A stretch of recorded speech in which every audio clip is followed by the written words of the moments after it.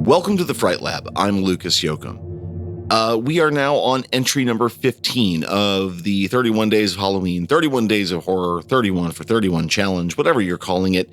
We've watched a lot of movies thus far, but we've got so many more coming your way. And for this entry, we are talking about the 2022 kind of hybrid horror, Venus.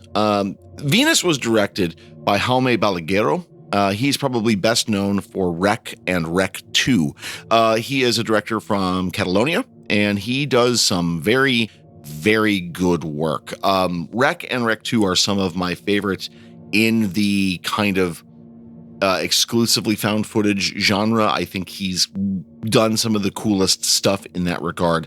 And so when I saw that this movie had come out or had reached, American-speaking audiences, it is subtitled, it is on Shudder, it is worth seeing. I'll say that right out the bat.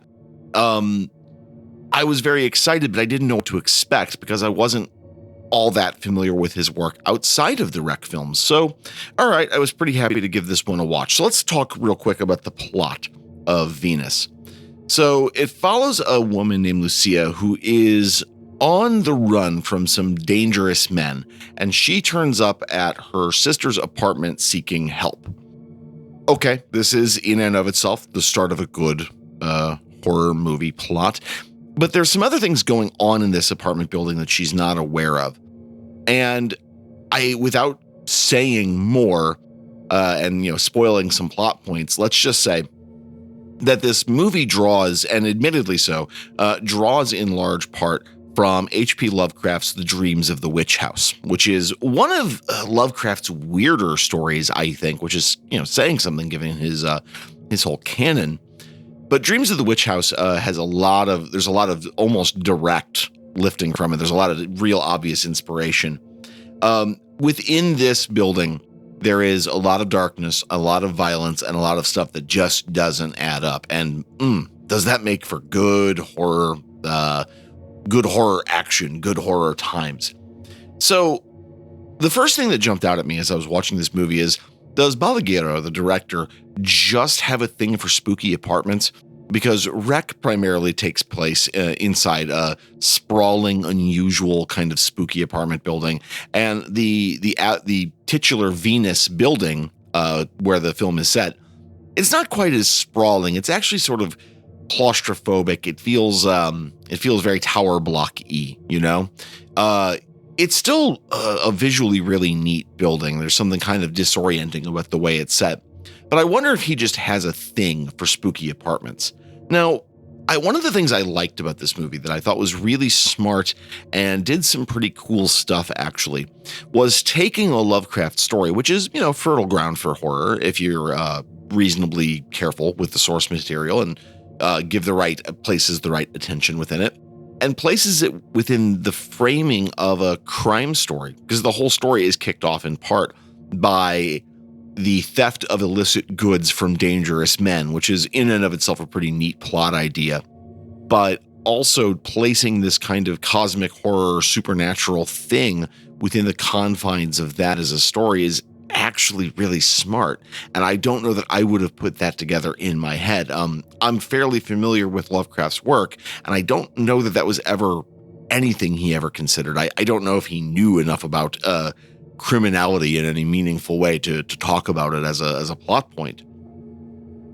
The other thing that I really like about this film visually is that it could be a very normal film. Like it reminds me in a lot of places out of other directors I'm seeing come out of Europe kind of broadly, and that there's this kind of, I see a lot of imagery in these films right now using like dance clubs and raves. And there's one that happens kind of at the beginning of this film. The main character, Lucia, she is a go-go dancer, almost seems silly, but she is a performing dancer at a club.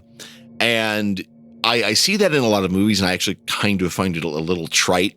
But as a framework, the world of nightclubs and the drug use that is associated with that sort of culture, it is maybe a little bit of a trope at this point, but it works, and it sets the stage to give you an idea of the kind of money and power some of the antagonists of this film, because there's multiple groups of antagonists.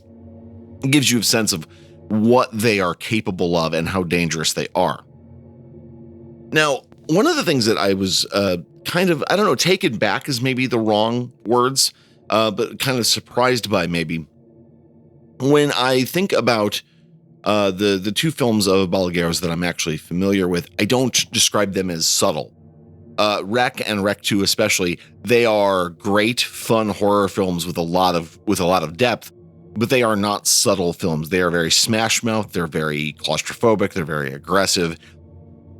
Makes for a good horror movie, but they are not subtle. And I will say that Venus, as a plot and a lot of the action, really until certain particular points, certain very specific moments of action, it is not a very loud film for the majority of it. Now, there are definitely moments where I went, oh, that's extremely distressing visual imagery, but it works. And it's just that there's a lot of long quiet and a lot of subtlety and a lot of growing menace as you begin to see the real forces at play inside the Venus building.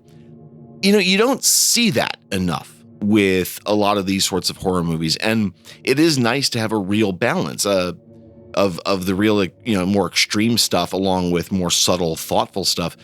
Having watched a lot of more, outgoing forms of horror this season, I've been actually very pleasantly surprised to watch something so much more subtle and so much more thoughtful than that. So personally, I think this is a great movie, and it has enough supernatural elements and enough less than supernatural elements to kind of keep most people interested. So I strongly recommend you watch this. But I also want to, kind of get to one of those yes, but moments that I seem to enjoy so much. It is a fun watch, and it is a good watch. And at an hour and 40 minutes, it never really drags. And, that's not a particularly long film, especially by horror movie standards. There are much longer. This is one of those movies where there's a lot of long quiet. And the real overt supernatural spookiness of the film doesn't really kick off until kind of midway through the second act. There's definitely moments of it before then. But in a 3-act structure, it actually takes quite a while to get fully warmed up and really give you the crazy dark stuff. If you are not wanting that, if you're wanting something that gets to the action a little faster, this is a bad choice, actually, compared to, again, something like REC, which is very kinetic and very fast-paced. Venus is a different kind of movie, and I think comparing it to REC is a bad idea. But I definitely think you should add it to your list. I think it is an interesting addition that pulls a lot of sources, everything from, again, Lovecraft to crime thrillers to weird kind of mentions of mythology from Mesopotamia. It's cool stuff. And it is not something that I say about horror movies enough, that sometimes a movie is just cool, like it's just a neat idea executed well or in a novel way. And Venus scratches that itch for me. So, let me ask, guys, Venus from Jaume Balaguero, are you going to add that to your list this year? I think you should, but if not, what are you going to put in its place? What's the coolest horror movie you guys have seen recently? You can let us know by reaching out to us at thefrightlabpodcast@gmail.com. We're available on basically all social media as well as YouTube. You can also find us on Discord. So with that, friends, siblings, The Fright Lab is written and researched by me, Lucas Yoakum, and it is, for most episodes, though not these episodes, co-starring the one and only Joseph Rem, and he is also our producer and editor and audio genius who keeps all of this stuff rolling along. We appreciate each and every one of you, and we'll talk to you all again very, very soon. And in the meantime, please make sure you enjoy your Halloween, okay?